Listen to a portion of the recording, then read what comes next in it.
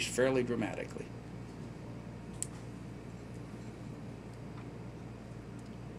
Stephanie? I'm just curious as to what drew you to Lebanon County. Was it due to, I know we have fairly cheap land compared to other counties and states, or was it did you see a need here?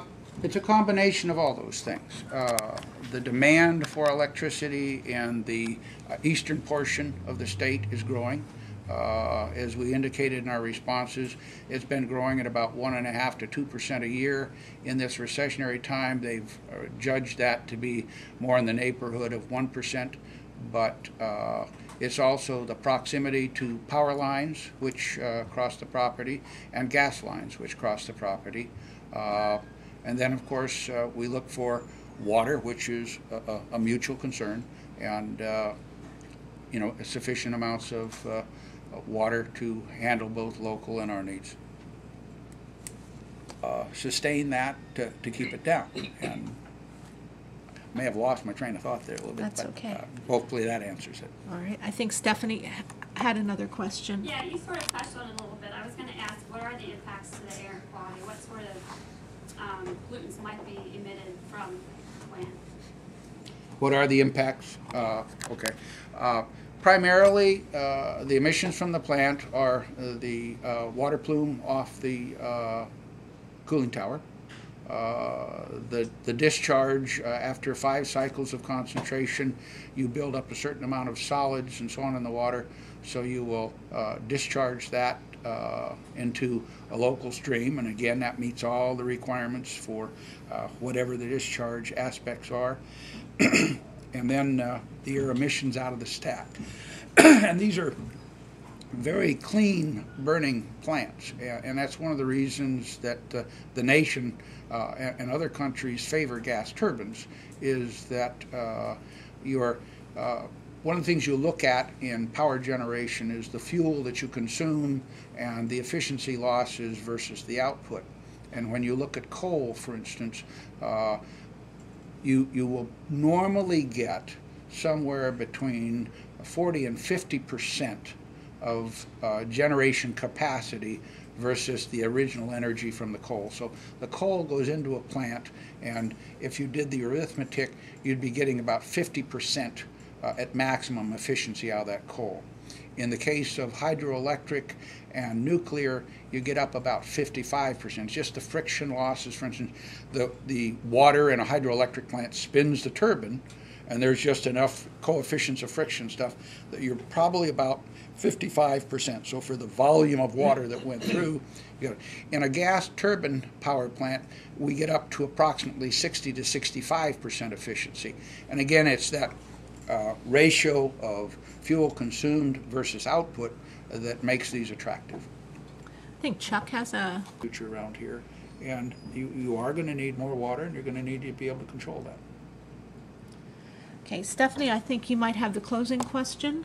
Well, my concern is, and you touched on some of this a little bit, regardless of Tenaska, they're going to come in here, you're going to build your plant, and regardless if you follow all your permits to a T, follow all the regulations, you're still going to be impacting our water quality, the water quantity, you're going to be impacting soils, you're taking farmland out of production, air quality, all these things. So I'm curious to know, what has Tenaska done at previous locations, or what do you predict that you would do in our area to get back to help improve the environment? Because you're already coming into an area that's fighting to preserve farms, that's, we have groups that are out there trying to improve water quality, and it's, things are day by day. We don't have millions of dollars to just come in and fix all these things. So, having a power plant here, we're going to impact those things. So what would Tenaska do to help us move on with some of these goals and objectives that we already have? Fair question. You said we are going to, I believe, affect water quality. I don't think we will affect water quality. We will affect water supply. I think the water quality you have is good, will probably improve, and I think with a more robust system, probably get significant. As far as impacting the community in terms of land use, As we've said, we've purchased land and we plan to use about 50 acres, and the rest of it would stay in its current condition and continue as before.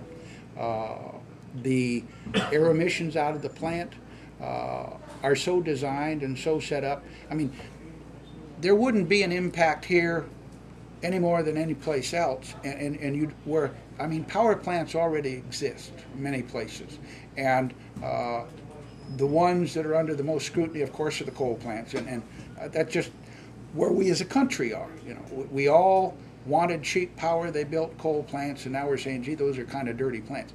Gas turbine plants are infinitesimally better. I shouldn't say infinite, greatly better, multiple factors better than a coal plant in terms of the emissions, and that's why they're so favored. The height of the stack is designed so that you get the dispersion, and there are no particulate settlement whatsoever. In other words, you really don't change the local conditions. We looked at trying to give people a comparison of the emissions out of these plants versus the equal distance on a interstate freeway. And I just don't want to go there at this point because we're still looking at that. But it's quite similar. In other words, the things that come out of these plants are the same things that come out of your automobile and mine and diesel trucks. And so when you really look at the amount of traffic that you have in an area, you'll probably find the internal combustion engines are by far a factor of 10 or 20 times more than even industrial emitters. But right now the attention is on industrial emissions and things of that sort. So as far as the impact here, I think the jobs, the tax base additions and so on add a measurable increase in terms of benefit to schools. The disturbance to water, as we answered in our answers, we don't want to go forward with an answer or a water solution that isn't in harmony with the local needs and developments, and we won't do that. We're not going to come in and take the water and in deference to others. We're only good if the community continues to be good and grow with us, and so that's our intent. Dan, more simply put, does Tenaska, I guess, since you're going to be coming in here and making a profit, and all these other things like the tax revenue, that's all commonplace with a new business. And I guess it'll go more along with Chuck's question. Where do you go above and beyond? Where do we go above and beyond? By being a better member of the community, adding to the tax base.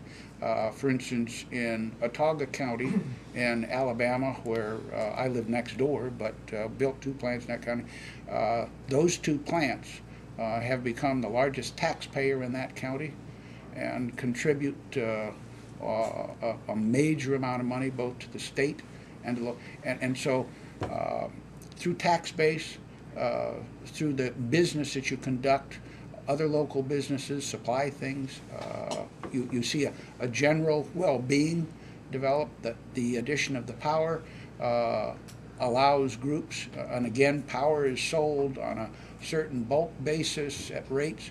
So things like the Alcoa and Bethlehem facilities here have a chance for rejuvenation because power is closer and more available. I can't really say, to me, Stephanie, an answer that a lot of it's speculation as to how it goes forward.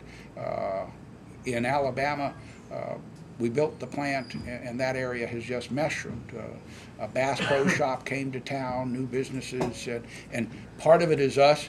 Part of it is the fact that once the power is there, Hyundai came and built a large manufacturing plant down in Montgomery County because it was close. So, and that wasn't just the power. I mean, it's the access to the rivers. It was other things. So, it's as you look at the long-term business plan for this area, there will be growth. You want it to be controlled growth and positive growth, and we think this type of facility would do that in that it creates a great deal of income for the area.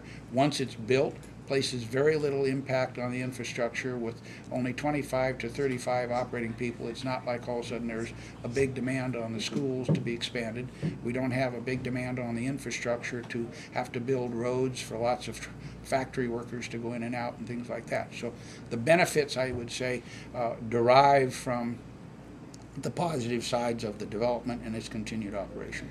I do have, you know,